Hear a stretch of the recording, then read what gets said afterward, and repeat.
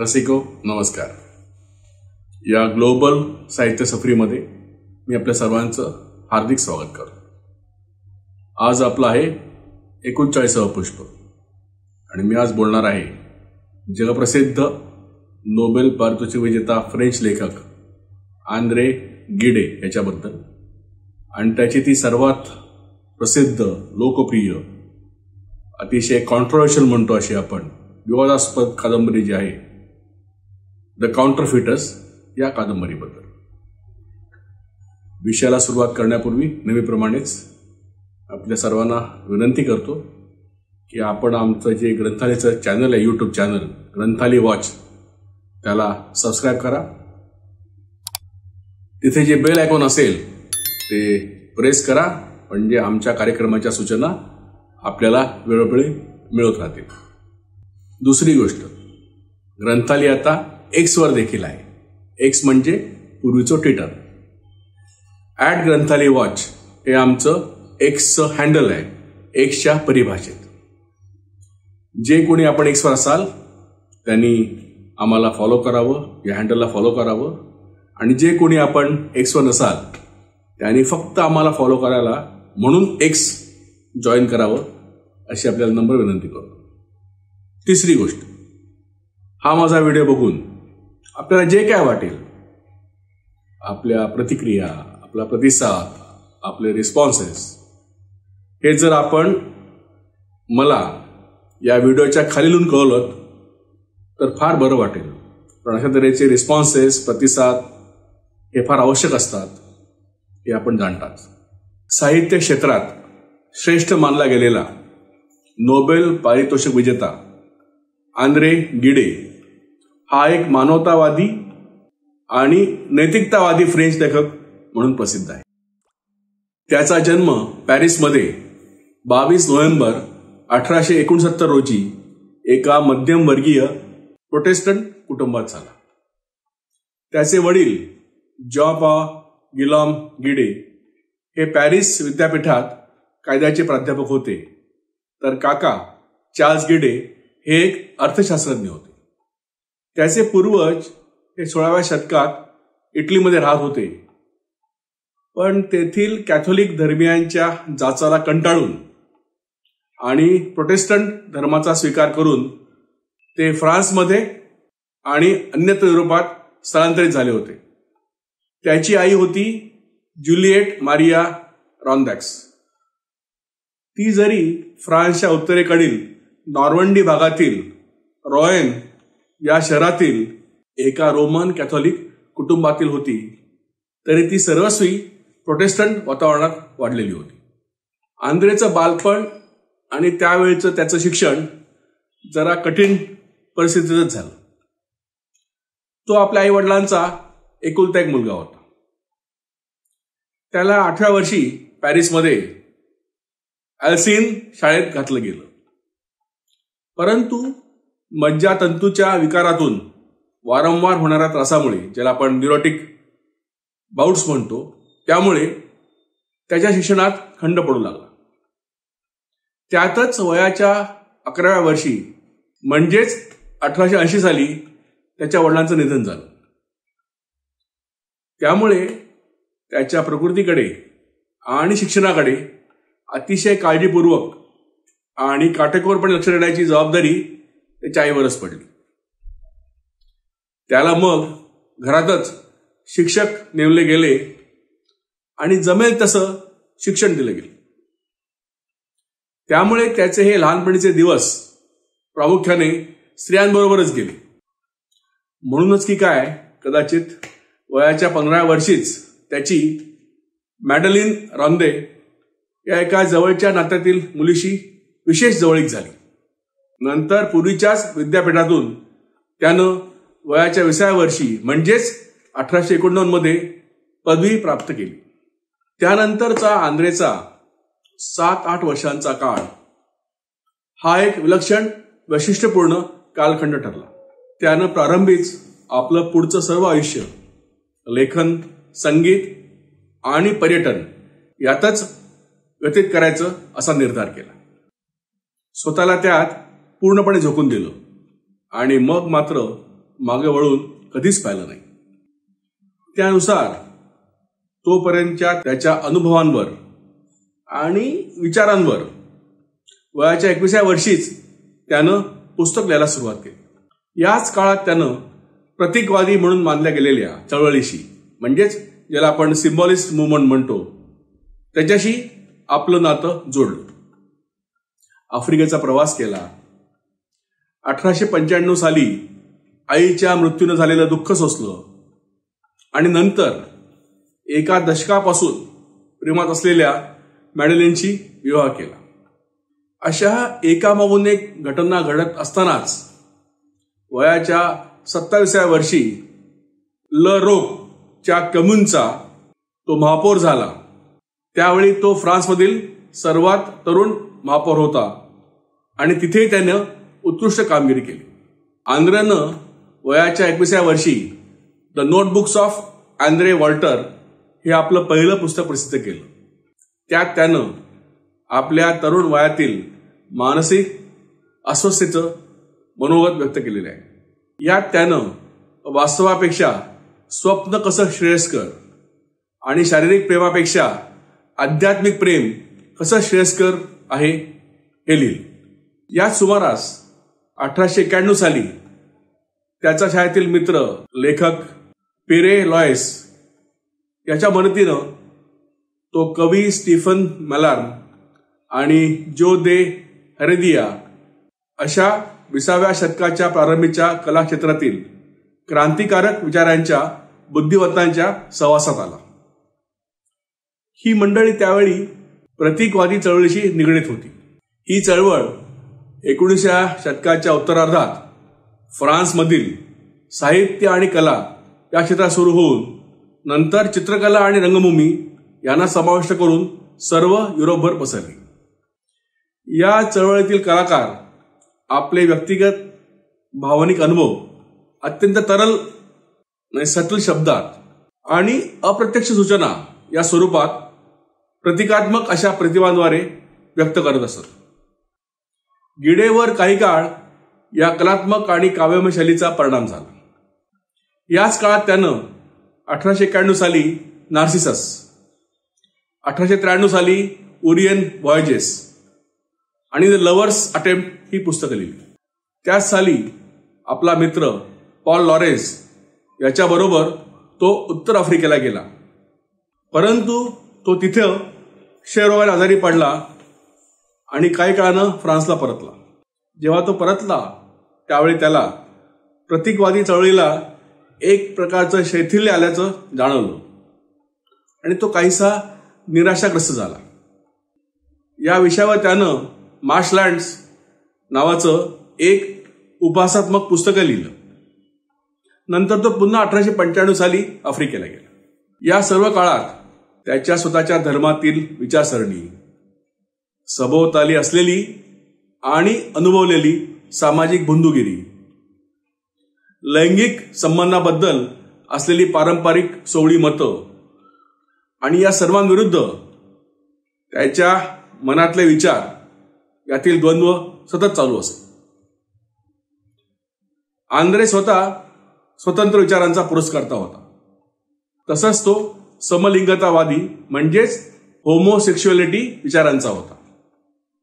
आफ्रिकेत त्याची प्रख्यात आयरिश कवी आणि नाटककार ऑस्कर वाईल्ड आणि ख्यातनाम इंग्लिश कवी आणि पत्रकार लॉर्ड आल्फ्रेड डग्लस यांची गाठ पडली होती आणि त्या दोघांनीही गिडेला त्याच्या तरुण मुलाच्या बरोबरच्या लैंगिक संबंध ठेवण्याच्या विचारांना प्रोत्साहनच दिलं. 1897 साली स्वतःच्या स्वातंत्र्याच्या कल्पनेची मुहूर्तवेळ म्हणून की काय त्यानं फ्रुट्स ऑफ द अर्थ हे एक भावनात्मक पुस्तक लिहिलं. त्यात त्यानं कामुक भोगवादापासून मुक्तता या विषयाचं समर्थन केलेलं आहे. प्रसिद्ध झाल्यानंतर या पुस्तकाला अत्यंत नकारात्मक प्रतिसाद मिळाला. परंतु पहिल्या महायुद्धानंतर तरुण पिढीला स्वतःची मतं मुक्तपणे व्यक्त करण्याचं स्वातंत्र्य असलं पाहिजे या विचाराचा प्रसार झाला आणि त्यामुळे हे पुस्तक पुढे बरंच लोकप्रिय झालं. 1902 साली गिडेनं द इमॉरलिस्ट ही कादंबरी लिहिली. ही गिडेची एक फार अप्रतिम कादंबरी आहे. त्यात त्यानं स्वतःच्या जीवनाचं एक प्रकारे चित्रणच केलेलं आहे. पुरुषाच्या स्वार्थी आणि स्वतंत्र वृत्तीमुळे क्षमाशील श्रद्धाळू पत्नीच्या मृत्यूची त्याला पर्वा नसल्याचं यात दर्शवलेलं आहे. यातील नायिकेचे चित्रण गिडेनं त्याची पत्नी मॅडेलेनकडे पाहून केलेलं आहे असं म्हणतात. याच धर्तीवर त्यानं 1909 साली स्ट्रेट इज द गेट ही कादंबरी लिहिली. यात सुद्धा नायिका आपल्या ऐहिक जीवनाचा अवेअर करून परमेश्वर आणि अध्यात्म या विषयांकडे कशी वळते याचं चित्रण केलेलं आहे.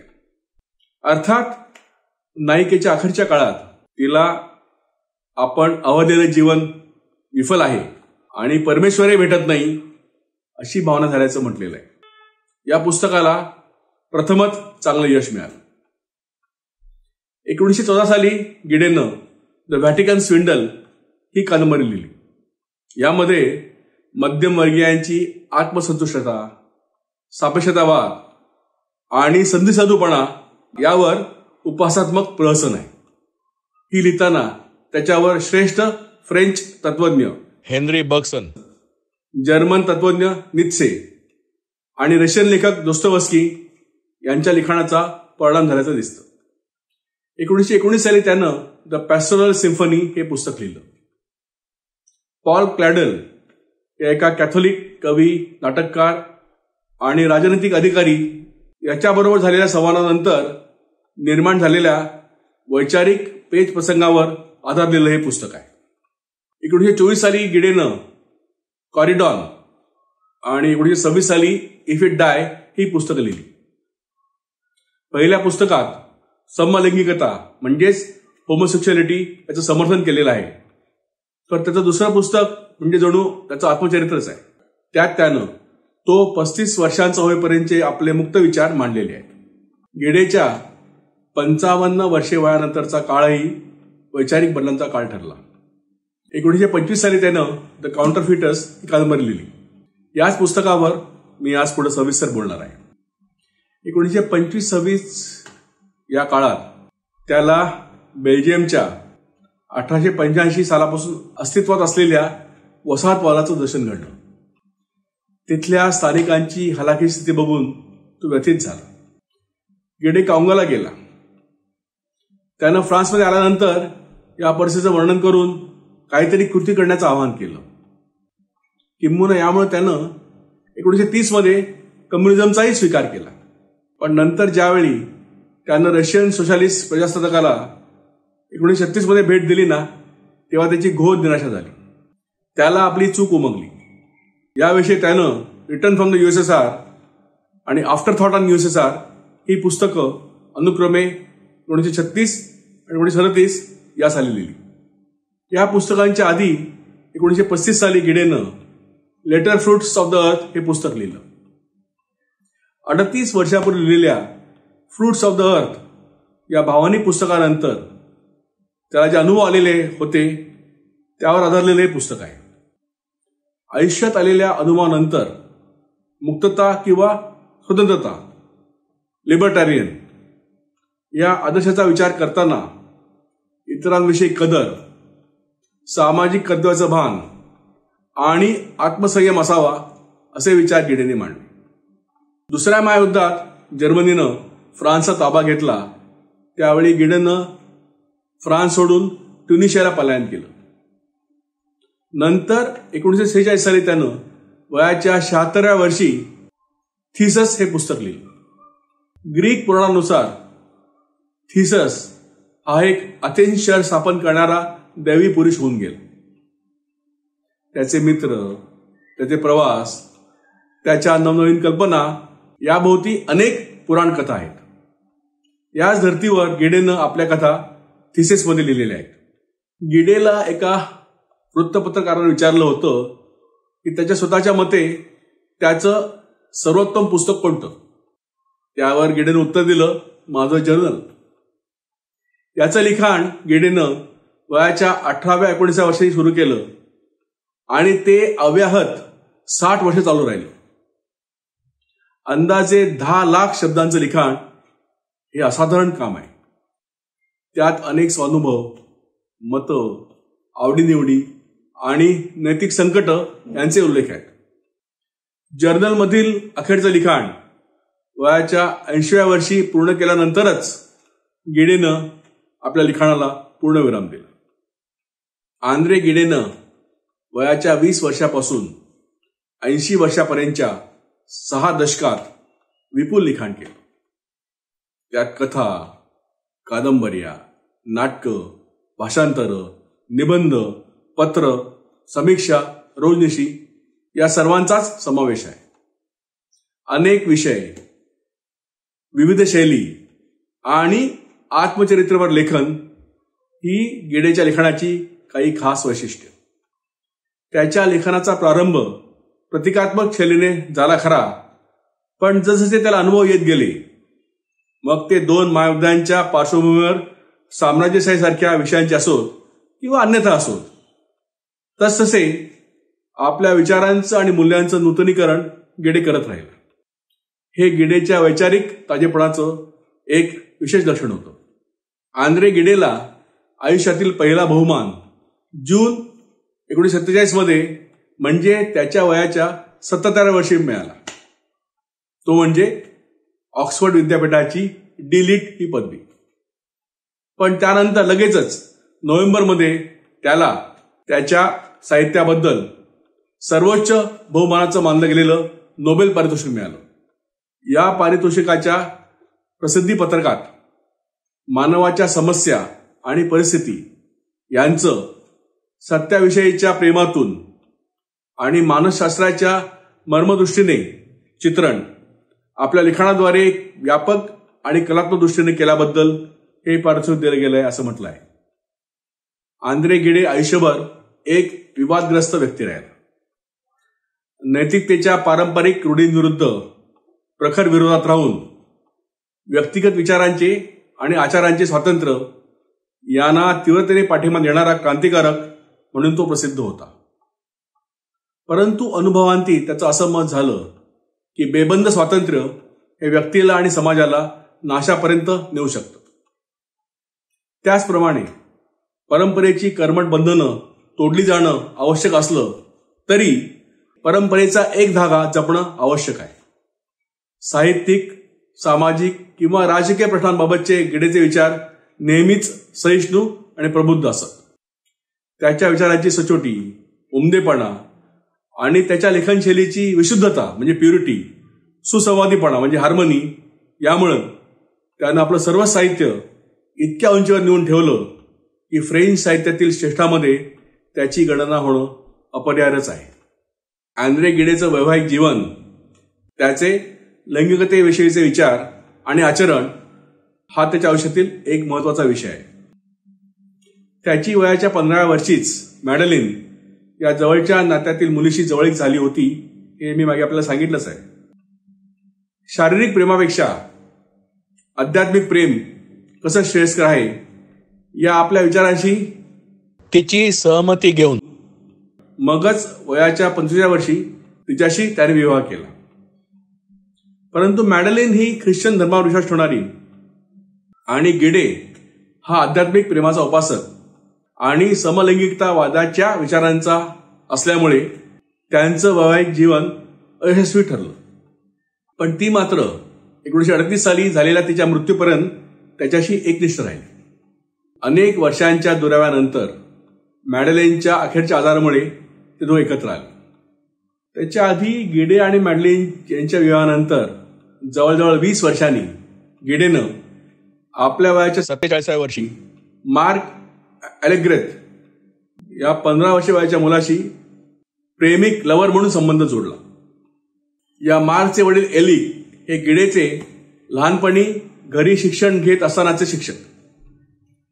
ते वयाने फार मोठे नसल्यानं नंतर शाळेत ते गिडेचे मित्रही झाले आणि गिडेच्या लग्नातही ते बेस्ट मॅन होते.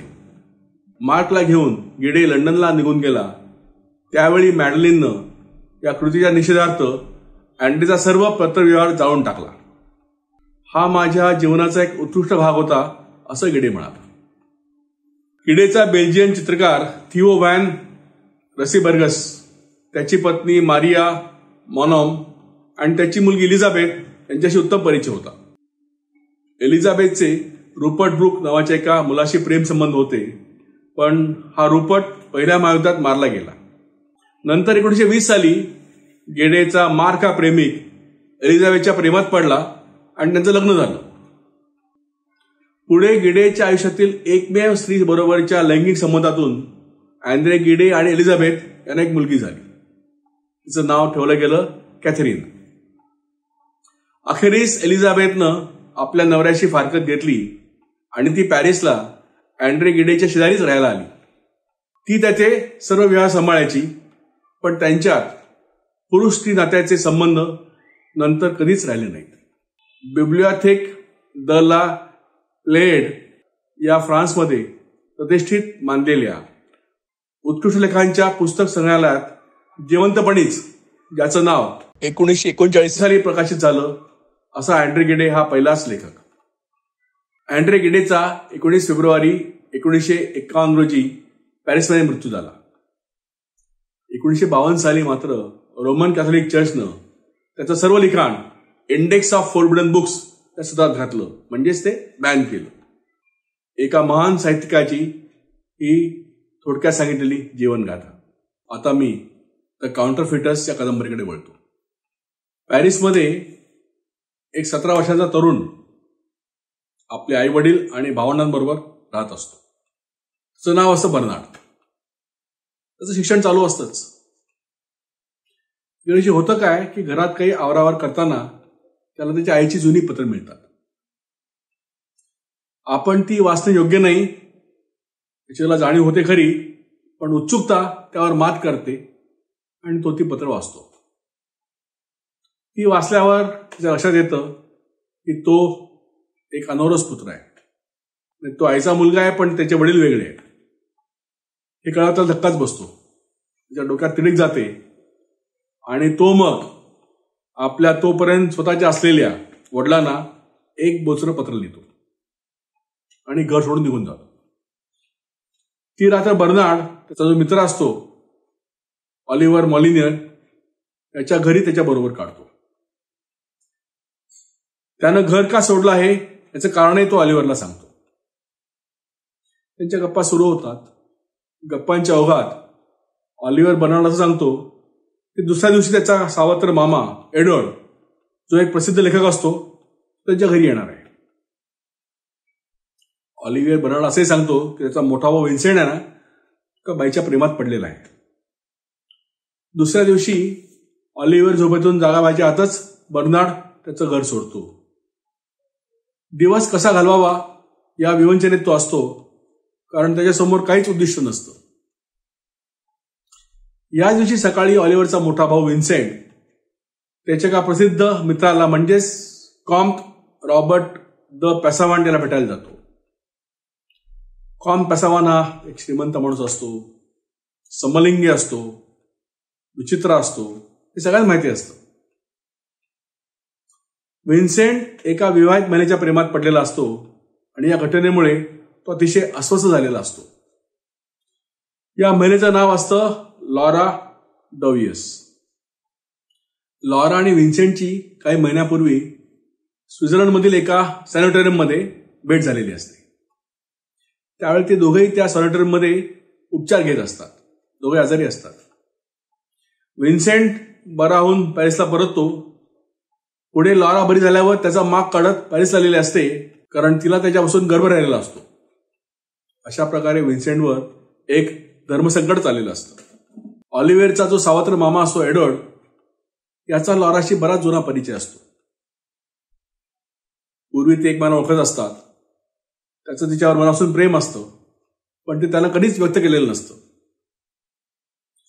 लॉराचं लग्न झाल्यावर तो तिला कधी भेटलेला नसतो, पण तिच्या लग्नाच्या वेळी त्यानं तिला असं सांगितलेलं असतं की पुढे केव्हाही जर लॉराला त्याच्या मदतीची गरज वाटली तर तिनं त्याला निसंकोचपणे ते सांगावं आणि तो सगळं सोडून त्या मदतीला धावून येईल.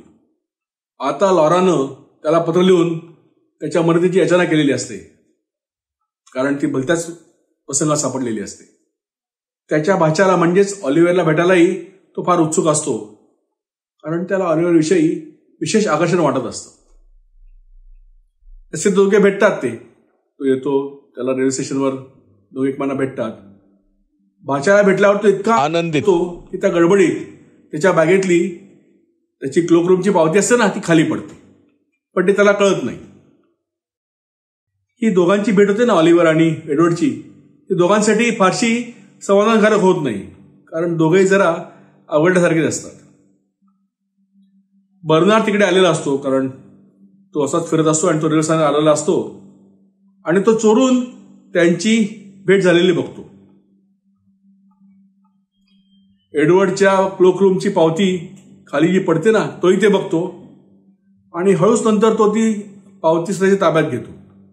पुढे बिनदिक्कतपणे तो क्लोकरूमला भेट देतो आणि एडवर्डची बॅग आपल्या ताब्यात घेतो. त्यात त्याला बरेच पैसे सापडतात आणि एडवर्डची रोजनिशी सापडते.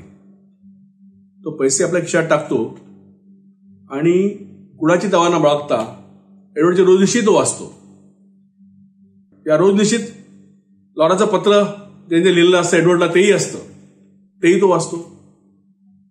या रोजनिशीत एडवर्डनं त्याच्या आणि लॉराच्या संबंधाविषयी विस्तृतपणे लिहिलेलं असतं.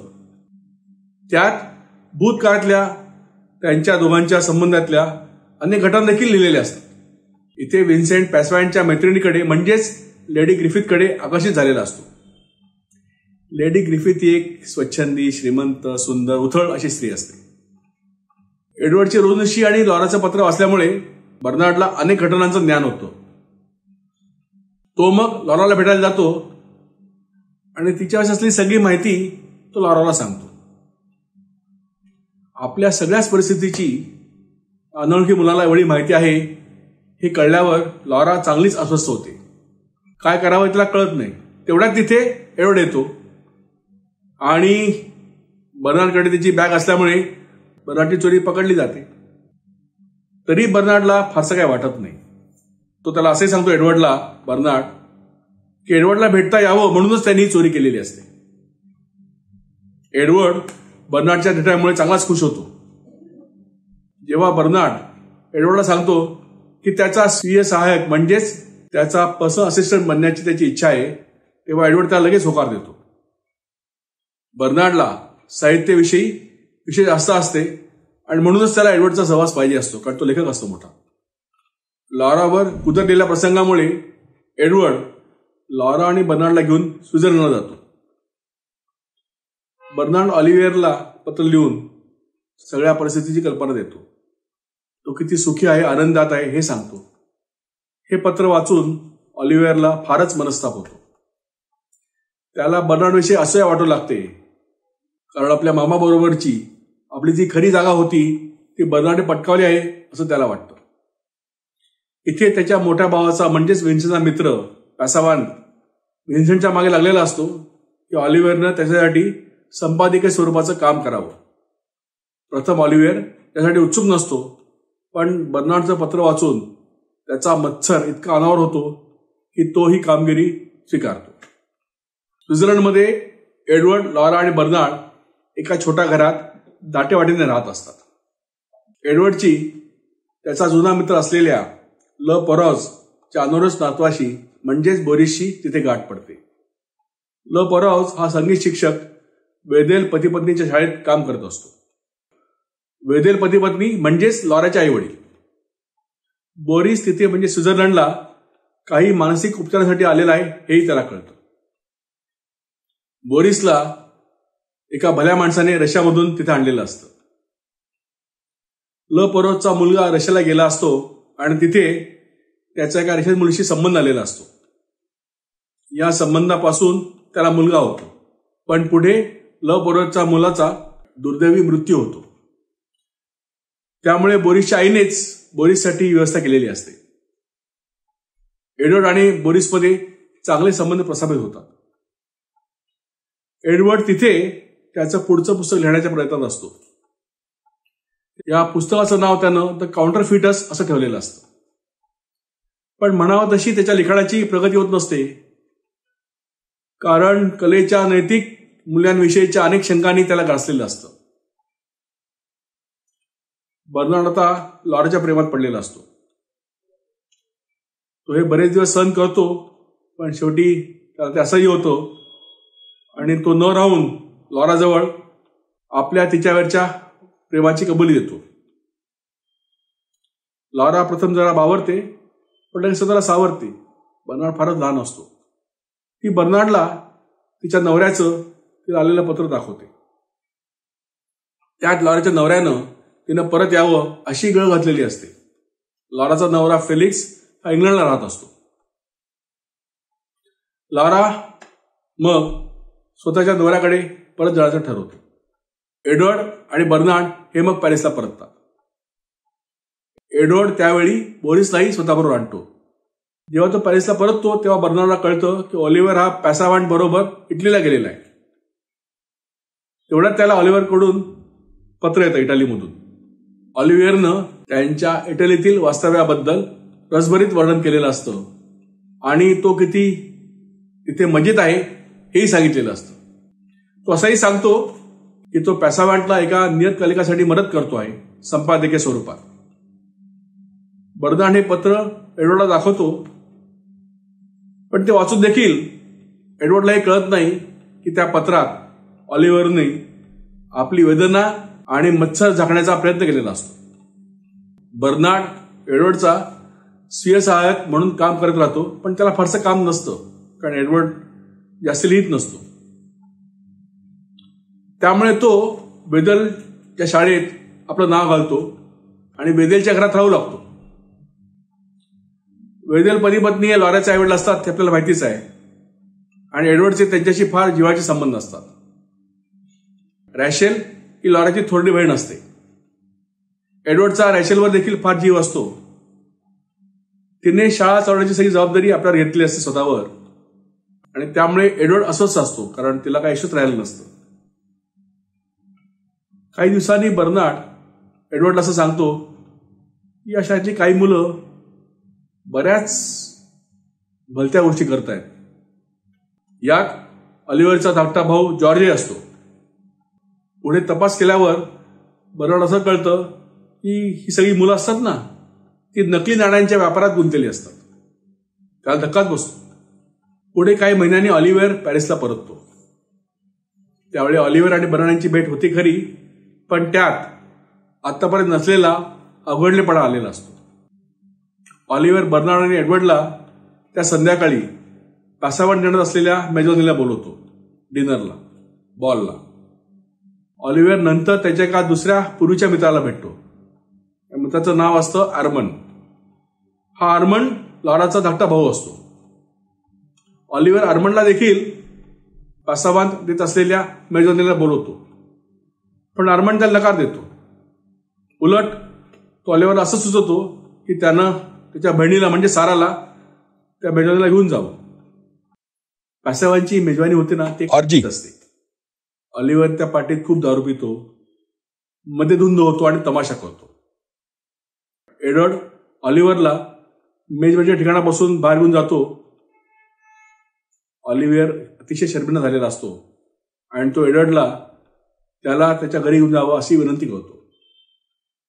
इथे बर्नार्ड साराला तिच्या घरी मेजवानीनंतर पोचवतो, पण तो तिला तिच्या खोलीत घेऊन गेल्यावर, खोलीत सोडायला तो तिकडे गेलेला असतो, तिचा भाऊ आर्मंड त्या खोलीला बाहेरून कडी घालतो आणि त्या दोघांना खोलीत कोंडून ठेवतो. त्यामुळे ती रात्र बर्नार्ड साराबरोबरच घालवतो. इथे ऑलिव्हरने देखील सारी रात्र एडवर्ड बरोबर काढली असते आणि त्यांच्यात शारीरिक संबंध प्रस्थापित झालेले असतात. जेव्हा दुसऱ्या दिवशी सकाळी एडवर्डला जाग येते तेव्हा त्याला ऑलिव्हर बाथरूममध्ये बेशुद्ध पडले आढळतो. त्याने तिकडचा गॅस असतो ना, गॅस जेट्स, हे मुद्दामून उघडी ठेवलेली असतात. याचा अर्थ त्याने आत्महत्येचा प्रयत्न केलेला असतो. एडवर्ड हबकतो. तो बरीच धडपड करतो आणि ऑलिव्हरला शिजून आणण्यात यशस्वी होतो. ही बातमी ऑलिव्हरच्या आईला कळते. तेव्हा ऑलिव्हरची आई त्याला भेटायला येते. तेव्हा तिकडे एडवर्ड देखील भेटतो. ती त्याला तिच्या धाकट्या जॉर्जबद्दल तिला वाटणारी चिंता सांगते. जॉर्ज अतिशय चमत्कारिक तऱ्हेने वागत असतो, कोणाचं ऐकत नसतो. एडवर्ड तिला असं वचन देतो की याबाबत तो जॉर्जशी बोलेल.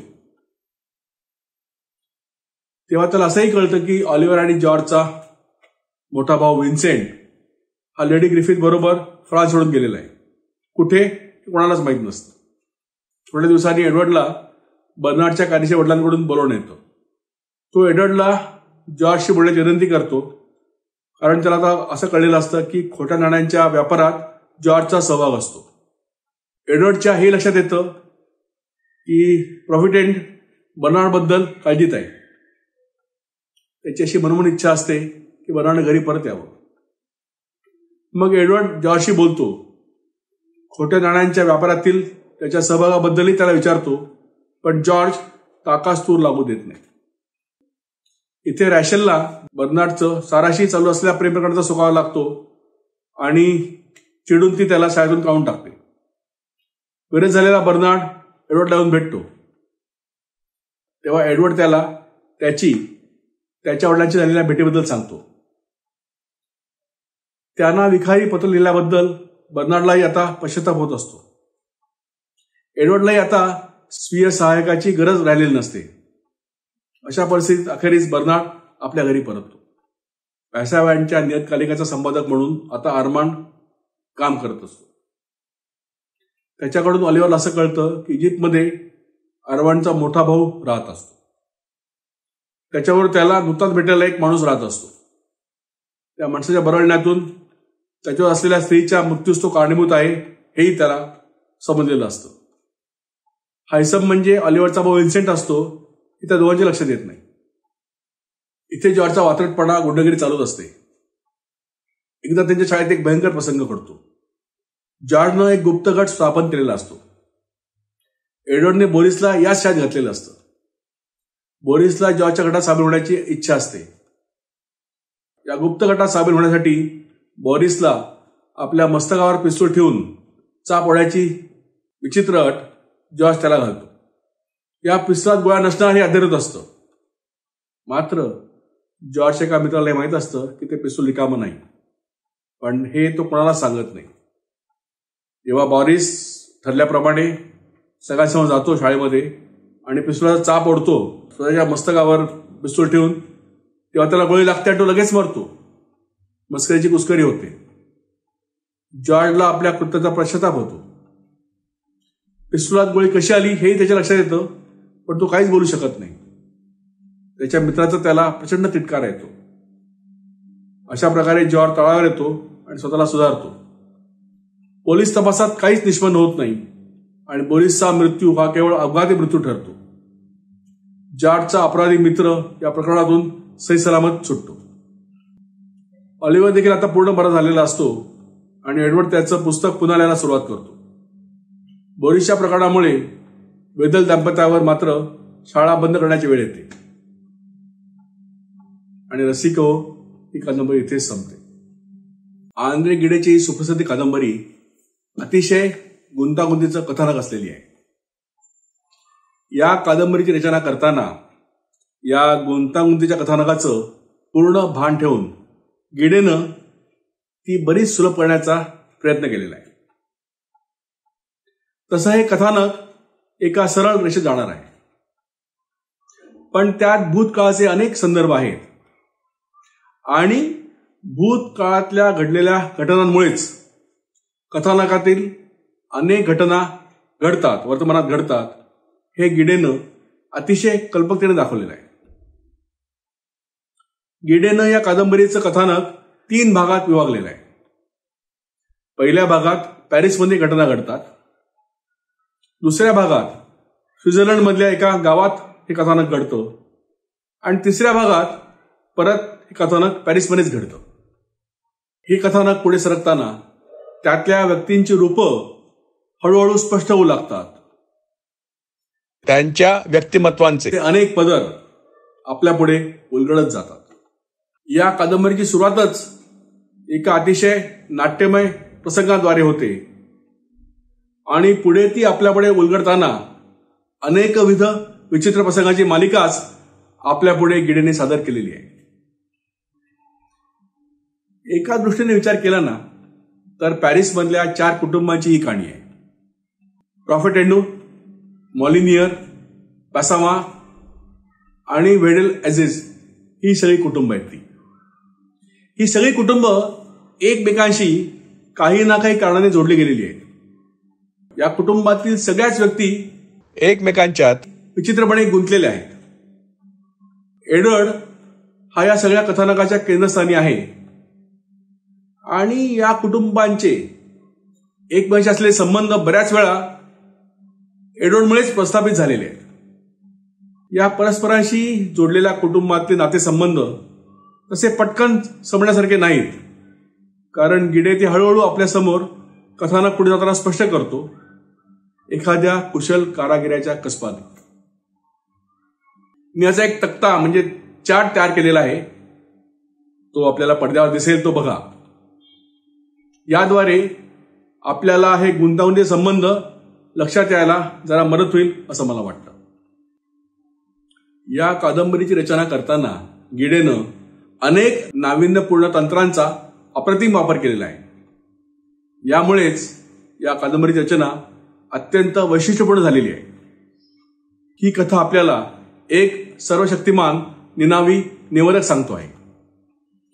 हे कथानक सांगतानाच तो या कथानकात घडणाऱ्या घटनांवर, त्यातल्या व्यक्तिरेखांच्या स्वभाव विशेषांवर, त्यांच्या मानसिक घडणीवर, त्यांच्या हातून घडलेल्या कृतींवर नुसतीच टिप्पणी करत नाही, तर अत्यंत मार्मिक असं विवेचनही करतो. या कादंबरीच्या 2ऱ्या आणि 3ऱ्या भागांच्या मध्येच गिडेनं the author reviews his characters असं एक प्रकरणच लिहिलेलं आहे. ज्या कादंबरीच्या काही प्रमुख व्यक्तिरेखांचं अत्यंत उद्बोधक असं विश्लेषण केलेलं आहे. हे असं असलं ना तरी यात मध्ये मध्ये एडवर्डच्या रोजनिशीतील सविस्तर नोंदी आहेत, ज्या काही भूतकाळातल्या आहेत तर काही वर्तमान काळातल्या आहेत. बर्नार्ड आणि ऑलिव्हरनी एकमेकांना वेळोवेळी लिहिलेली पत्र आहेत. कादंबरीतील कादंबरी म्हणजेच नॉवेल विदिन नॉवेल ही तंत्र गिडेनं या कादंबरीत अत्यंत प्रभावीपणे वापरलेलं आहे. एडवर्ड द काउंटरफिटर्स ही कादंबरी लिहिण्याचा प्रयत्न करीत असतो, हे आपल्या लक्षात असेलच. या सगळ्या गोष्टींमुळे एक खरोखरचं सरळ रेषीय कथानक अरेषीय म्हणजेच नॉन लिनियर शैलीत कथन करण्याची विलक्षण किमया गिडेनं आपल्या असामान्य प्रतिभेच्याद्वारे जणू विनासायासच केलेली आहे. या कथानकातल्या घडत जाणाऱ्या घटनांकडे वेगवेगळ्या दृष्टिकोनातून पाहणं याचमुळे सहज शक्य होतं, ज्यामुळे या कादंबरीला एक वेगळीच खोली मिळालेली आहे. या कादंबरीच्या कथानकात तिच्यातल्या अनेक व्यक्तिरेखांच्या आयुष्यात त्यांना एकमेकात गुंतवणारे अनेक प्रसंग घडतात. त्यामुळे अशा अनेक धाग्यांनी गिडेने हे कथानक बांधलेलं आहे. तरी हे अनेक धागे कादंबरीत एकमेकांना छेद देतातच. त्यामुळेच वेगवेगळ्या अनेक घटनांची वेगवेगळी कथानकं जरी या कादंबरीत असली तरी त्यांना उपकथानकं म्हणता येत नाही, इतकी ती कादंबरीच्या मूळ कथानकाशी गिडेने सहजच जोडलेली आहे. एका अर्थी विचारांची, संकल्पनाची कादंबरी असल्यामुळे माणसाच्या आयुष्याच्या अनेक पैलूंविषयी, विशेषतः नैतिकतेविषयी यात सखोल चिंतन देखील आहे. अगदी मानवी आयुष्याला समृद्ध करणाऱ्या कलांविषयी, मुख्यतः साहित्याविषयी. यातही नैतिकता हाच कळीचा मुद्दा आहे.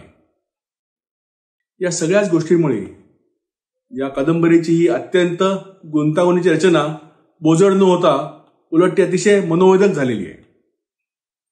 ही वैशिष्ट्यपूर्ण रचना हे या कादंबरीचं एक प्रमुख बलस्थान आहे असं म्हटलं तर ते वावगं होणार नाही. इतकं गुंतागुंतीचं कथानक असून देखील ही कादंबरी केवळ अतिशय वाचनीय नाही तर उत्कंठा वर्धकही आहे, आणि याचं श्रेय गिडेच्या असामान्य कथनशैलीला नक्कीच आहे. गिडेची कथनशैली प्रसंगानुरूप आपलं रूप अगदी सहज बदलते. निनावी निवेदकाची भूमिका घेताना ती कधी तटस्थ तर कधी नर्मविनोदी म्हणजेच आयरॉनिक होते.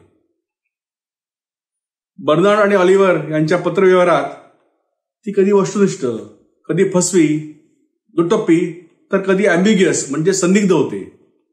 तर एडवर्डच्या रोजनिशील नोंदीमध्ये ती कधी टीकात्मक, कधी भावनावश, कधी विवादपूर्ण तर कधी तात्विक देखील होते. गिडेच्या या कथनशैलीला नैतिकतेची एक विलक्षण धार आहे. या कादंबरीत गिडेच्या कथनशैलीची ही बदलती रूपं इतकी विलक्षण आहेत की तिच्यात आपल्याला संमोहित करण्याची एक असाधारण शक्ती आहे. जरी ही कादंबरी अतिशय व्यामिश्र असली तरी.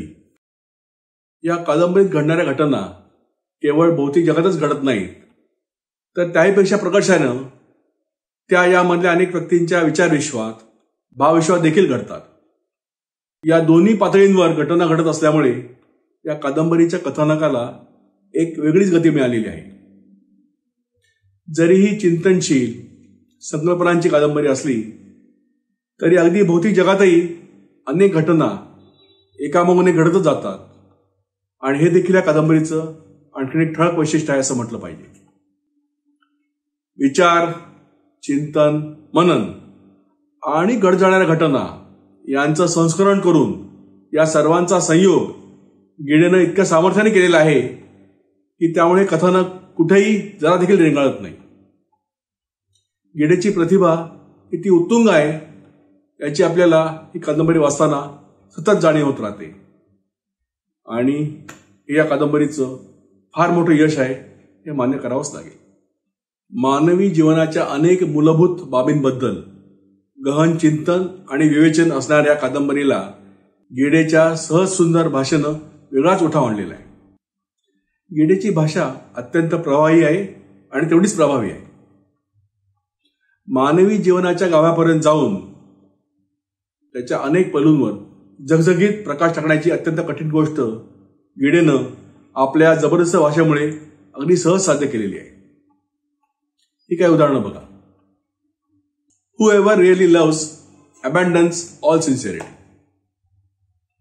In a world where everyone cheats, it is the honest man who passes for a charlatan.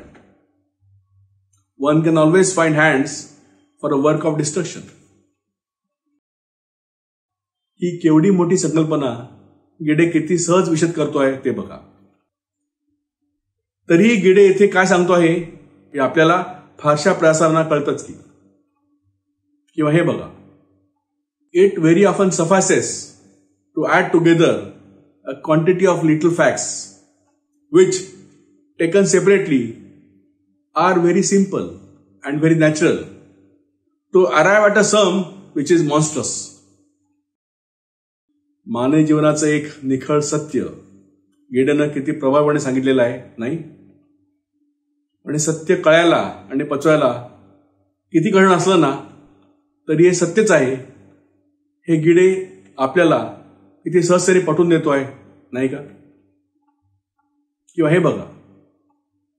The deeper the soul plunges into religious devotion, the more it loses all sense of reality, all need, all desire for reality. मानवी जीवनाचं एक चिरंतन सत्य किती सोप्या भाषेत, किती सरळपणे गिडेने येथे आपल्यासमोर मांडलेलं आहे नाही का. अशा प्रकारची अनेक वाक्य जी आपल्याला मानवी जीवनाच्या अनेक मूलभूत पैलूंविषयी विचार करायला प्रवृत्त करतात, आपल्या मूळ कल्पनांना छेद देतात, अशी या कादंबरीत आपल्याला जागोजागी सापडतात. मानवी जीवनाचा असा सर्वांगी वेध घेणारी आणि गिडेची श्रेष्ठ भाषा हे देखील या कादंबरीचं एक फार मोठं बलस्थान आहे. मानवी जीवनाचा अत्यंत सखोल अभ्यास करणाऱ्या या कादंबरीत साहजिकच समाधानाला अनन्यसाधारण महत्व आहे. कारण गिडेनं आपलं सगळं चिंतन वेगवेगळ्या व्यक्तींच्या एकमेकांशी होणाऱ्या संवादातूनच केलेलं आहे. कला म्हणजे काय, तिचं मानवी जीवनातलं स्थान काय, तिचं स्वरूप काय, तिच्यातली नैतिकता म्हणजे काय, याबद्दल गिडेनं जे विचार मांडलेले आहेत ते त्यातल्या मूलभूत विश्लेषणामुळे आपल्याला थक्क करणारे आहेत. कलेबद्दल आपल्याला नवा दृष्टिकोन देणारे आहेत. त्याचं एक उदाहरण बघा.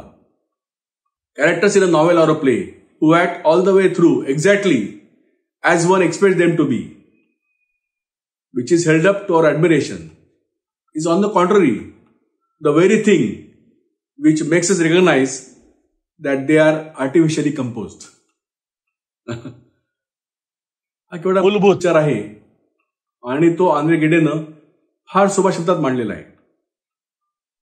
कला ही जणू बनवाबनीच असते, काउंटरफेट असते असं तर गिडे आपल्याला सांगत नाही ना. माणसांच्या बोलण्यातली आणि विचारातली विसंगती, माणसांच्या विचारातली आणि त्यांच्या वागण्यातली विसंगती, या सगळ्या विसंगती अतिशय कल्पकतेने या संवादाद्वारेच गिडेने आपल्यासमोर मांडलेल्या आहेत. कादंबरीच्या केंद्रस्थानी असलेल्या मूलभूत अवघड संकल्पनांना मूर्त रूप देण्याचं अत्यंत अवघड काम गिडेनं आपल्या या संवादाद्वारे अगदी लीलया केलेलं आहे. एकमेकांना जोडलेल्या अनेक कथानकांनी या कादंबरीचं कथानक गिडेनं बांधलेलं आहे.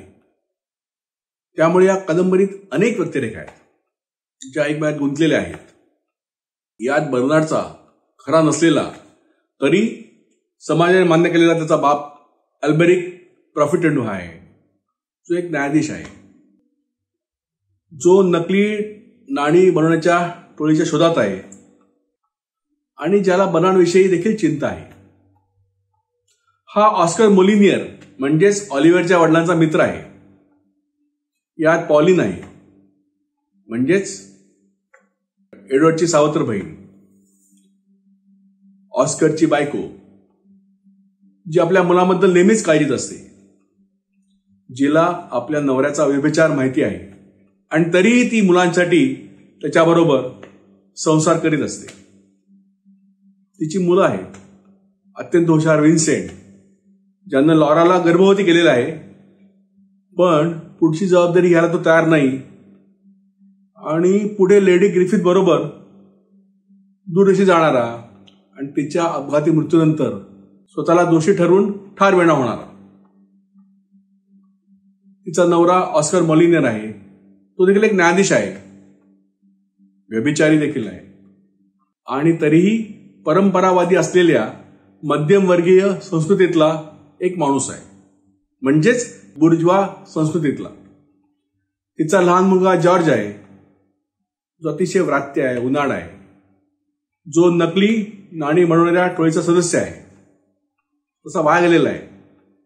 पण बोरिसच्या मृत्यूनंतर भानावर येणारा, स्वतःला सुधारणारा असा तो आहे.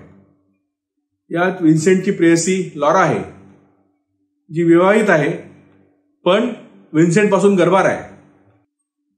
विन्सेंटने तिचा त्याग केला म्हणून एडवर्डकडे मदतीची भीक मागणारी, त्याची मदत घेताना शर्मिंदी होणारी आणि शेवटी आपला सगळा अभिमान गुंडाळून आपल्या नवऱ्याच्या इच्छेला मान देऊन त्याच्याकडे परतणारी. तिचा नवरा फेलिक्स, जो अत्यंत उदार मनाचा आहे आणि लॉराच्या व्यभिचाराबद्दल तिला माफ करून विन्सेंटच्या तिच्या पोटात असलेल्या मुलाला स्वतःच्या मुलासारखं वाढवण्यास तयार असणारा. यात काउंट रॉबर्ट डी पेसावांत हा आहे, जो एक प्रसिद्ध लेखक आहे, छद्मी, समलिंगी असणारा, लोकांचा निसंकोच स्वतःच्या फायद्यासाठी उपयोग करून घेणारा, कालबाह्य झालेल्या जणू सडलेल्या खानदानी संस्कृतीचं प्रतीक असलेला, जणू या कथेतील एक दुष्ट शक्ती असलेला पाताळयंत्री. यात लॉराची बहीण रॅशेल आहे, जी वेदल दाम्पत्याची म्हणजेच आपल्या आईवडिलांची शाळा चालवणारी आहे, सोशिक आहे, सहनशील आहे. लॉराचा भाव स्वतःवर कुठल्याही तक्रारीविना घेणारी आहे, अतिशय निष्ठावंत आहे, चारित्र्यवान आहे, अत्यंत निष्कलंक आहे. त्यात लॉराचा धाकटा भाऊ अर्मांड वेदेल हा आहे, तो ऑलिव्हरचा मित्र आहे, जरा विचित्र आहे आणि ऑलिव्हरच्या नंतर पेसावांच्या नियतकालिकाचा संपादक तो होतो आणि ज्याचे पेसावांशी लैंगिक संबंध असतात. यात लॉराची धाकटी बहीण सारा आहे, तिचं बर्नार्ड बरोबर थोडा काळ प्रेम प्रकरण चालतं. या सर्वांचे आईवडील आहेत, म्हणजेच वेदेल पती पत्नी, जे जॉर्ज शिकत असलेल्या शाळेचे मालक आहेत आणि बुर्जुआ समाजाचे जणू प्रतिनिधी आहेत. यात पॅसावांची मैत्रीण लेडी लिलियन ग्रिफिथी आहे, जी अत्यंत उच्छृंखल, उथळ आणि अशी भरकटलेली आहे. ती विन्सेंट बरोबर परदेशी परांगण होते आणि तिथे तिचा अपघाती मृत्यू होतो. यात ल पेरोज हा वेडेल यांच्या शाळेमधला एक वृद्ध संगीत शिक्षक आहे, जो अतिशय नावाजलेला आहे, पण वृद्धापकाळामुळे त्याच्यावरचा ताबा सोडत चाललेला असतो. त्याची अतिशय चमत्कारिक अशी बायको आहे. यात ल परोसचा अनोरस नातू आहे बोरिस, ज्याला एडवर्ड शिकण्यासाठी म्हणून पॅरिसला आणतो आणि जो दुर्दैवाने जॉर्ज आणि त्याच्या द्वाड व्रात्य मित्रांच्या भलत्या थट्टेचा नाक शिकार होतो आणि अकाली मरण पावतो. अशा अनेक विविध रंगी चित्रविचित्र व्यक्तिरेखा या कादंबरीत आहेत. जरी या कादंबरीला खऱ्या अर्थी कोणीही नायक नसला तरी ही कादंबरी 3 व्यक्तिरेखांवरच केंद्रित झालेली आहे. पहिला म्हणजे एडवर्ड, जो कलेचा एक सच्चा उपासक आहे. तो प्रथितयश लेखक आहे. पॉलिनचा सावत्र भाऊ आहे. तोही समलिंगी आहे. ऑलिव्हर विषयी त्याला लैंगिक आकर्षण वाटणार आहे. पॅसावांचा मनापासून तिरस्कार करणार आहे. तसाच तो सहृदयी आहे. लॉरावर मनापासून अव्यक्त प्रेम करणार आहे. तिच्या संकट समयी तिच्या मदतीला धावून जाणारा, चिंतनशील, तसाच भावनावश, कलेच्या सामर्थ्याबद्दल, तिच्यातल्या नैतिकतेबद्दल सदैव साशंक असलेला, मानवी आयुष्याच्या अर्थाचा सतत शोध घेणारा. दुसरा बर्नार्ड.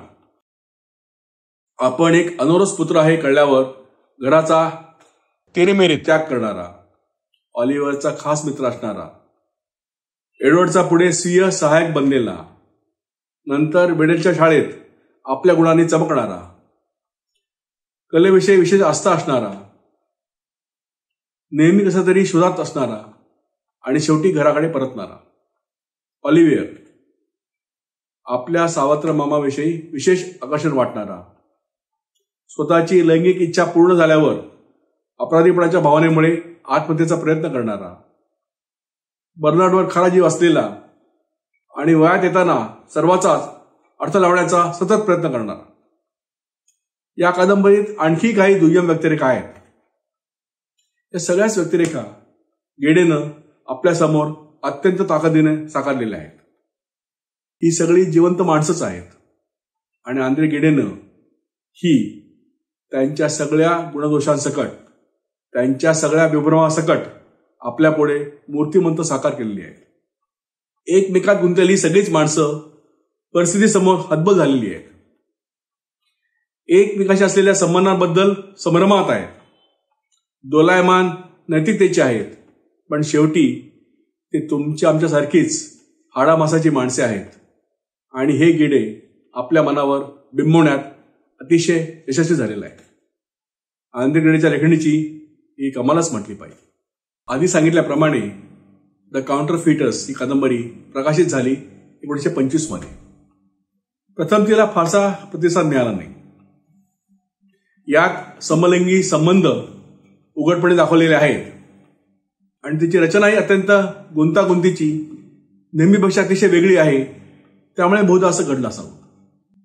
पण हळूहळू या कादंबरीची कीर्ती वाढत गेली आणि आज तर जगाच्या सांस्कृतिक क्षेत्रात तिला एक अढळ स्थान प्राप्त झालेलं आहे. ज्याला आपण वेस्टर्न कॅनन म्हणतो, त्या वेस्टर्न कॅननचं ही कादंबरी एक भाग आहे. या कादंबरीची अनेक भाषांत भाषांतर झालेली आहे. 2010 साली या कादंबरीवर आधारित एक दूरचित्रवाणी चित्रपट फ्रेंच दूरचित्रवाणीवर प्रकाशित झाला. रसिको, द काउंटरफिटर्स या शब्दाचा शब्दशः अर्थ म्हणजे बनावट, बनवाबनवी करणारे लोक असा आहे. खरं काय आणि बनावट काय याचा संभ्रम हा मानवी जीवनाचा पूर्वापार चालत आलेला स्थायीभावच आहे. माणसानं कल्पलेला युटोपिया म्हणजेच आदर्श समाज कधीच प्रत्यक्षात साकार झालेला नाही. आंद्रे गिडेनं या शब्दाचा फार व्यापक अर्थ या कादंबरीद्वारा उद्धृत केलेला आहे.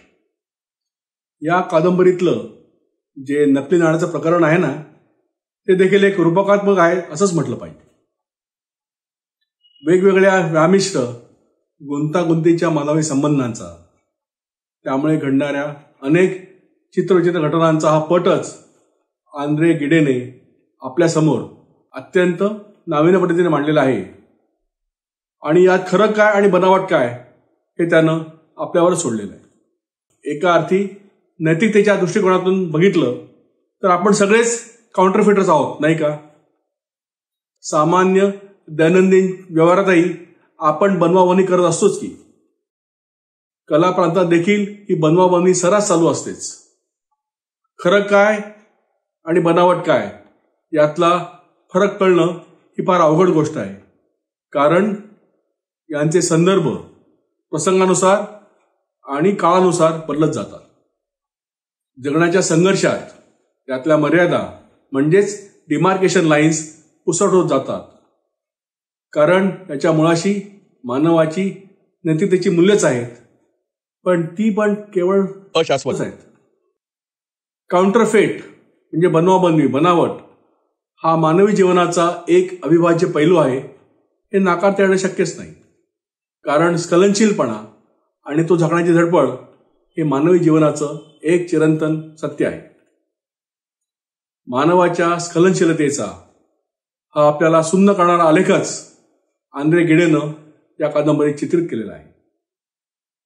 या स्खलनशीलतेला स्थळाचे आणि काळाचे कुठलेच बंधन नसते.